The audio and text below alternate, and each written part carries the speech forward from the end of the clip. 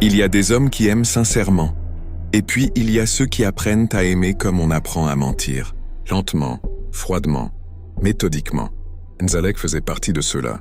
Quand il arriva à l'Embarréné, personne ne prêta attention à lui. Il n'était qu'un visage de plus dans la foule, un inconnu parmi les bruits du marché, les odeurs de poissons fumés et la chaleur étouffante qui collait à la peau. Mais lui, il observait, toujours, en silence.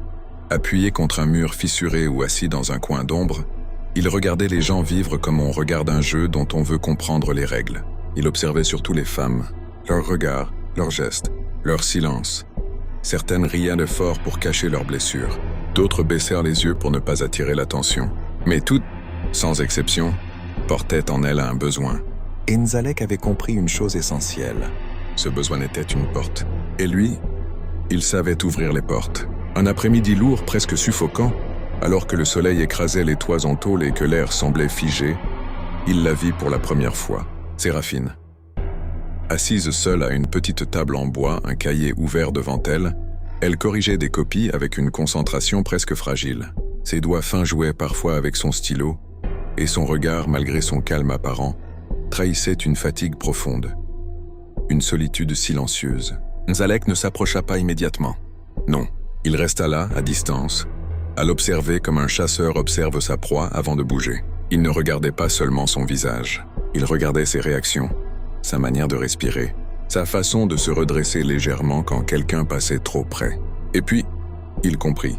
Elle avait besoin d'être vue, vraiment vue. Le lendemain, il revint. Cette fois, il s'assit en face d'elle, sans prévenir. Elle leva les yeux, surprise. Leurs regards se croisèrent, une seconde, puis deux. Et dans ce silence suspendu, quelque chose bascula. « Je peux m'asseoir » demanda-t-il d'une voix basse, calme, presque rassurante.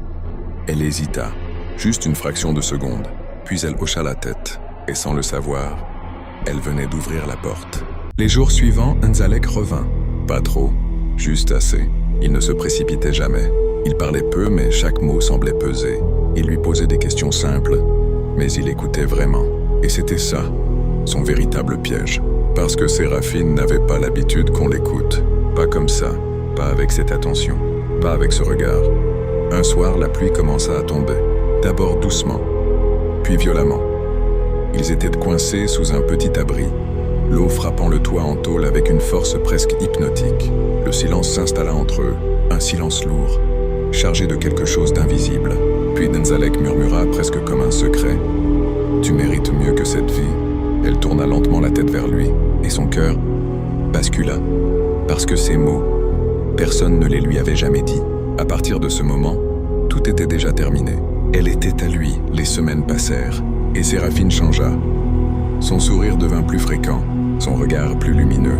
Elle riait plus, elle espérait.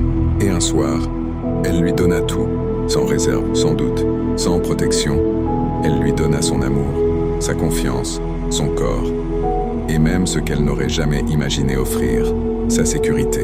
Le lendemain matin, Nzalek n'était plus là. La chaise vide, le silence, et une enveloppe ouverte, vide. Séraphine resta assise longtemps, immobile, les yeux fixés sur le vide, sans comprendre. Puis ses mains commencèrent à trembler, lentement. Et dans ce silence écrasant, elle comprit. Et pour la première fois, elle pleura. Mais Nzalek, lui, marchait déjà ailleurs, sans se retourner, sans regret, comme si elle n'avait jamais existé. Puis vint Mabella, une femme forte, une vendeuse de poissons au regard dur, au caractère solide, habituée à ne dépendre de personne. Elle riait fort, parlait fort, vivait fort. Beaucoup d'hommes avaient essayé de l'approcher. Tous avaient échoué. Mais Nzalek ne tenta pas de la séduire directement. Non, il observa. Il comprit qu'elle n'avait pas besoin d'un homme fort. Elle avait besoin d'un homme qui la comprenne sans la dominer.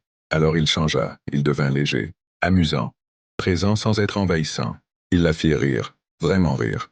Et petit à petit, la forteresse se fissura. Un jour, elle posa sa tête contre son épaule. Et à cet instant précis, elle était déjà perdue. Quand elle découvrit la vérité, il était trop tard. Le bracelet qu'elle lui avait offert, elle le retrouva au poignet de sa propre cousine. Ce jour-là, ce n'est pas seulement son cœur qui se brisa, c'est sa dignité. Deloria fut différente. Fille de pasteur, pure, droite. Elle croyait en Dieu comme on respire, avec évidence, avec foi. Et pour elle, Nzalek devint quelqu'un d'autre. Il joua le rôle de l'homme perdu qui cherche la lumière. Il parlait doucement, il baissait les yeux. Il évoquait ses erreurs passées avec une sincérité presque parfaite. Et Deloria vit en lui ce qu'elle voulait voir. Un homme à sauver. Et les âmes qui veulent sauver sont les plus faciles à détruire. Quand il disparut, il emporta avec lui sa croix en or. Mais surtout, il emporta sa foi en l'homme. Puis il y eut Kélissa, une jeune veuve épuisée, fatiguée, avec des enfants à nourrir et plus de rêves à protéger. Elle ne cherchait pas l'amour, juste un peu de paix, un peu de soutien. Enzalek le sentit immédiatement. Alors il ne parla pas d'amour, il parla de stabilité, de protection, de futur. Il devint rassurant, solide, présent, et elle baissa la garde. Parce que parfois, on ne tombe pas amoureux, on se repose. Et c'est dans ce repos que Enzalek frappa. Quand il disparut, il emporta l'argent destiné à nourrir ses enfants. Cette fois, il ne brisait plus seulement des cœurs, il détruisait des vies. Et pourtant, chaque fois, il se sentait plus fort, plus intelligent, plus intouchable. Son orgueil grandissait, lentement, dangereusement, parce que personne ne l'arrêtait, personne ne le dénonçait, personne ne semblait capable de voir ce qu'il était vraiment. Mais ce que Enzalek ignorait, c'est que chaque douleur qu'il laissait derrière lui ne disparaissait pas.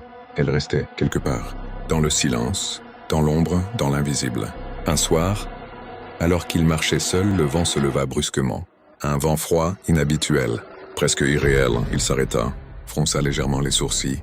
Et au loin, il crut entendre quelque chose. Des voix, douces, lointaines, des voix de femmes, comme des murmures portés par le vent. Il tourna la tête, regarda autour de lui, mais il n'y avait personne. Rien que la nuit.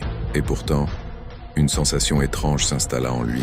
Un léger malaise, comme si quelque chose venait de répondre. Il secoua la tête et sourit, parce qu'il pensait encore être au-dessus de tout. Mais il se trompait, parce que ce soir-là, quelque chose venait de commencer. Le lendemain, il entra dans une petite église. Pas pour prier, pas pour changer, juste pour observer. Et c'est là qu'il la vit, Anaïe. Elle n'était pas la plus belle, pas la plus remarquable, mais elle avait quelque chose d'intangible. Une paix, une lumière douce, et surtout, un regard qui ne le désirait pas, un regard qui ne le craignait pas, un regard qui le voyait vraiment. Et pour la première fois de sa vie, Enzalek ressentit quelque chose d'inconnu. Un vide, un doute, une fissure. Il s'approcha d'elle, lentement, précisément, point comme toujours. Mais cette fois, quelque chose était différent. Parce que face à Anaïe, ses mots semblaient moins puissants, son regard moins profond, comme si elle voyait au-delà, comme si elle percevait ce qu'il cachait. Et pour la première fois, Enzalek ne contrôlait pas tout. Et au même moment, très loin de là, les eaux sombres du fleuve Nangoué se mirent à onduler doucement, comme si elles respiraient, comme si quelque chose, dans les profondeurs, venait de s'éveiller. Parce que cette fois, Enzalek ne faisait pas face à une victime, mais à un destin, et ce destin allait tout changer. Alors si tu veux connaître la suite, si tu veux comprendre pourquoi Anaïe est différente, et surtout découvrir ce qui vient de s'éveiller dans l'ombre, abonne-toi maintenant, active la cloche et prépare-toi, parce que dans le prochain épisode, ce ne sera plus un jeu, ce sera une chute.